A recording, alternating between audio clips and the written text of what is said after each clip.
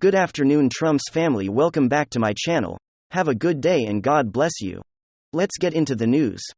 And it looks like the media is finally telling the truth at this point, but it's obviously too late. It's after an election, because during the 2022 midterm elections in Pennsylvania, we all knew that John Fetterman has suffered brain damage when he was running for the Senate in that state, but they needed him to be the face of the Democrat Party out there. And they ignored all things, of course, causing more damage to him, possibly even damaging him further, mentally in his brain. But they don't care because it's all about power and they have a backup plan. I did talk about this back in during the midterm elections, as that his wife would be the one who would take his seat, if he would have to step down for whatever reason. Of course, we know that he is not mentally cognitive right now, because of the stroke damage that took place in his brain and the way that impacted me. Anybody that can watch this guy talk or interact with things, obviously can see that there is something really wrong with him. Well, the New York Times had finally decided to go ahead and write a story talking about, there is something wrong with John Fetterman. And too bad suckers on Pennsylvania for voting for to do that with brain damage. But of course, we got to continue to give Democrats power, right? And they're going to continue to try out. These men who obviously cannot do the job and should be really held accountable for it. Sending somebody that obviously needs rest. Obviously, someone needs therapy, someone who needs to have recovery time, and not for them. They needed him to be the face of that party because he won their primary. And then he had a stroke. They become a vegetable. They're like, well, we're going to run with a vegetable. So let's kind of dive into what we have here, coming to us from Wayne Debris. And the New York Times finally comes clean about the health of John Fetterman. That's right. And New York Times says, but he's just been serving in the Senate has been made vastly more difficult by the strains of his recovery, which left him with a physical impairment and serious mental health challenges that have rendered a transition extraordinarily challenging, even with the accommodations that have been made to help him adapt when you're supposed to what you're supposed to do to recover from this is to do as little as possible, so that Adam Gentilism, his chief of staff. Instead, Mr. Fetterman was forced to do as much as possible. He had to get back to the campaign trail. It's hard to call that back.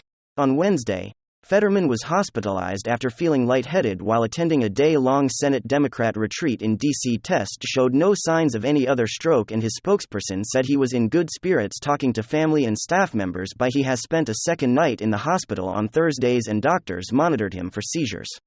While of course, Mr. Fetterman declined to be interviewed for this story, but aides and confidants described his introduction to the Senate as a difficult period filled with unfamiliar duties that are taxing for someone. Steel or recovery meetings with constituents, attending caucuses, and committee meetings, appearing in public at the White House events and at the State of the Union address, as well as making appearances in Pennsylvania. The most evident disability is a neurological condition that impairs his hearing. Mr. Fetterman suffers from an auditory processing issues, forcing him to rely primarily on a tablet to transcribe what has been said to him. The hearing issues are inconsistent. They often get worse when he's in a stressful or unfamiliar situation. When it's bad, Mr. Feldman says he describes trying to make out the muffled voice of the teacher in the Peanuts cartoon whose words can never be deciphered. They sent a vest. Pennsylvania sent a vegetable to D.C. won't be the first time that a vegetable has been sent to the nation's capital to represent the people. Right. So we see this, we're going to continue to see this play out, and my guess is he has a 6-year term. I don't see him serving 6 years of that term. I see him possibly even maybe having to step aside within the first year. And again, the governor of Pennsylvania would go ahead and appoint his wife to fulfill his term, and it's always been the plan. That's why the plan is just like Joe Biden controls much of what Biden says and does and approves it. It's the same thing what we see here with John Fetterman twice in the wings. And some significant news. Remember when Joe Biden said this? Listen, you got to come see us when you come to New York, VP Biden. Well, it's a long way until November. We got more questions. You got more questions. I tell it, if you have a problem figuring out whether you're familiar Trump, and you ain't black, it don't have nothing to do with Trump. It has to do with the fact I want something for my community. I would love to see my record man. I extended the voting racks 25 years. That if you didn't vote for him, then you weren't black. He challenged every black American's black card by promoting and perpetuating this nonsense that you have to be a Democrat to be accepted as culturally black. Well, let's challenge that assumption. What exactly are you voting for? You know, we know the standard. If you're a black American, you have to vote for Democrats. Otherwise, you're considered a traitor, race, traitor, or other creative terms that people tend to use, which I'm definitely not going to go into. But you would think with the expectation of this kind of voter loyalty, that we'd be seeing significant results for Black America. Of course, the exact opposite is true. And this story, man, this is craziness. Let me show you guys what I mean.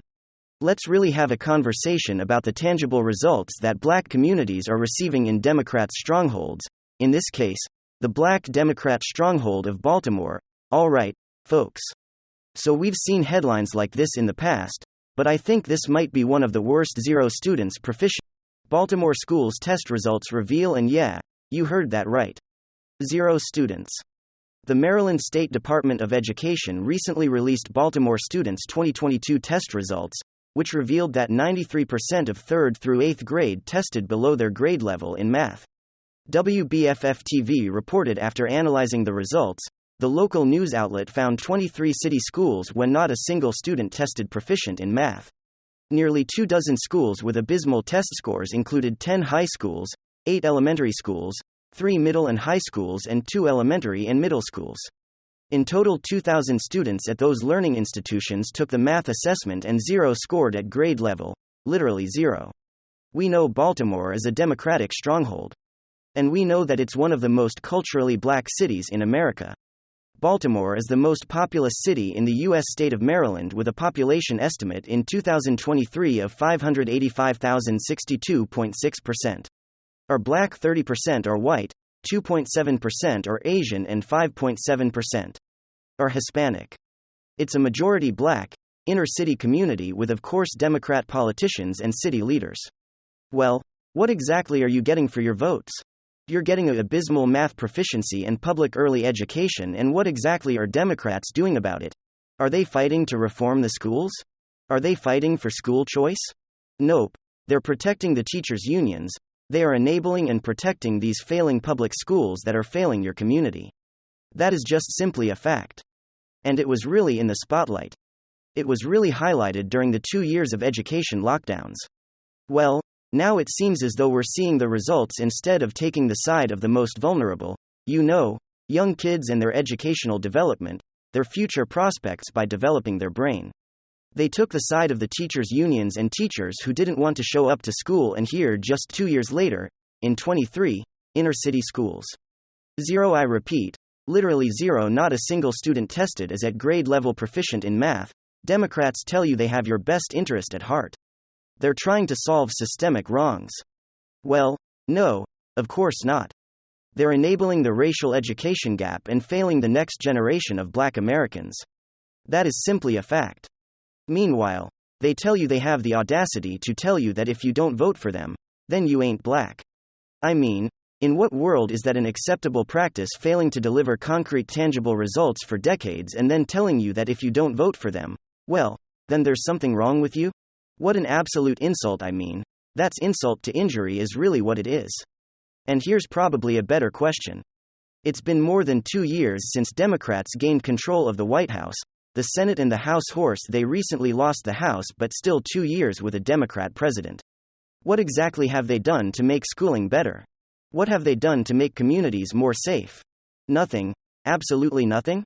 What have they done to help bring safety, business prosperity and opportunity to black cities and black communities? Nothing. Joe Biden said that if you didn't vote for him, then you ain't black, because he was going to do all of this great stuff for you. And he has done nothing, an absolute big fat 0, not a single piece of legislation aimed at the black community. People are gonna say, well, what about student loan forgiveness? Student loan forgiveness, right? A policy that mostly affects the highest achievers, the most academically gifted, mostly affects the people who are going to end up being the top earners in society. He illegitimately and unconstitutionally signed an executive order, which is already being blogged, to forgive $10,000 in student loan debt to the most gifted and most privileged in American society. Does that sounds to you like Joe Biden really looking out for forgotten communities, communities that are struggling to give opportunity to their next generation? No, it's the exact opposite. It benefits the feel of the academic prowess in the family environment to make it out of those places. It doesn't fix the core of the problem. The problem isn't higher education. The problem is lower education failing public schools, and what's really sad, especially looking at the state of Maryland, the state as a whole does pretty good on education, high school graduation rate of 87.6%, the 12th highest public school spending at $13,000 per pupil, 19th highest 8th grade and AEP proficiency 34.7% in math, 37.4% in reading, adults with at least a bachelor's degree at 39.3%, and adults aged 25 to 64. With incomes at or above the national median 61.6%, the second highest based on USA Today's assessment in the aggregate. They're one of the better states in terms of public education, but they're failing black communities and the exact places where Democrats virtue signal about equity and equality and closing the racial divide and closing the racial gap within income and education and just life results and opportunities in general in those exact places. You see the most racial inequality because all that educational spending is benefiting the white suburbs and not the inner city communities where the highest black population is in Baltimore. It's always the exact same thing. Democrats tell you wealth inequality, the rich the 1%, but in all the most major big population Democrat strongholds like California, New York, Chicago and others, the wealth gap, the wealth inequality is the greatest in the nation, the haves and the have-nots, the ultra-wealthy mega-Democrat, donor elite and everybody else. They talk about racial division and white flight, but in all those major Democrat cities, you'll see the most division in the most segregation.